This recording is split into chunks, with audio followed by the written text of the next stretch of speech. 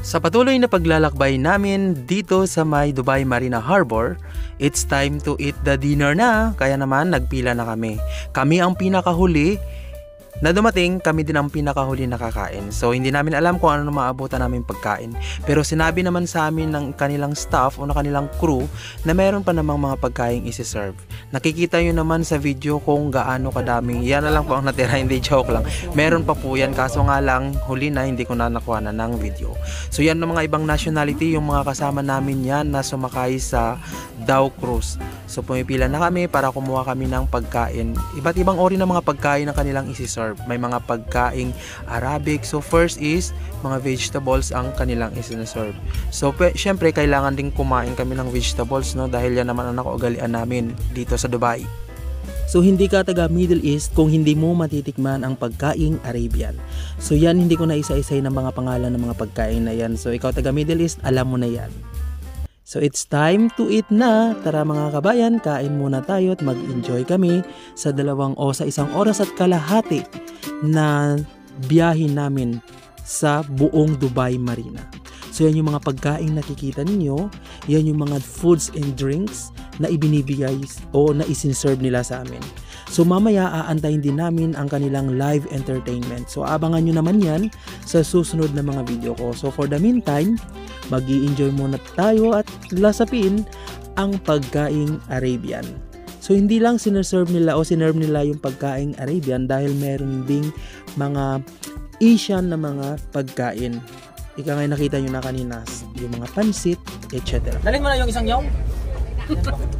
Hindi alam yung yakong. Ano naman sa mga kasamahan ko, nag-i-enjoy sa pagkain, lalo na si asawa ni Lourdes. Joke lang din. And syempre si Madam at saka si Dech, kain lang ng kain. Pero hindi ko alam yung kasama kong isa na ang pangalan ay Francis kung saan na siya. Baka kumuha pa kako ng pagkain at dahil nagutom pa siya. Hindi, joke lang. So nag-i-enjoy lang kami. Ma-feel mo ang fresh ng hangin na nasa gitna kayo ng dagat. So let's enjoy the food.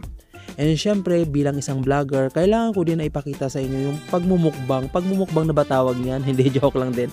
So ang sarap ng pagkain nila. So ako na may mahilig sa rice, dinagdagan ko ng Arabian rice, and then mayroong pansit, hindi yan mawawala, and syempre mayroong samusa, vegetable samusa, at etc.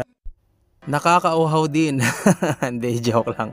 So unlimited po yung drinks at saka yung mga lahat na pagkain. So enjoy lang. So sa mga kasamahan ko sa trabaho, let's enjoy the food at lasapin natin ang pagkaing Arabian. So sa halagang 100 dirhams, meron ka ng buffet dinner na unlimited drinks at unlimited na mga food.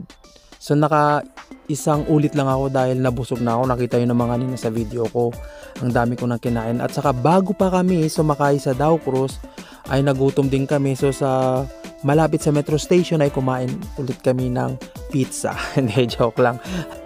So sa mga kasamahan ko sa trabaho, hindi lang ito ang huli at mamamasyal pa tayo sa susunod, ha Madam? At sa lahat ng mga kasamahan ko. Hindi, joke din. Naku Lourdes, hindi ka pa rin matapos sa pagkain? Ay, hindi, joke lang.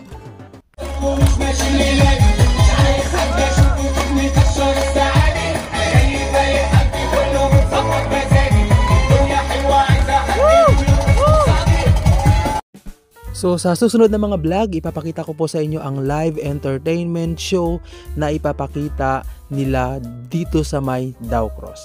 So maraming salamat guys, and bye bye!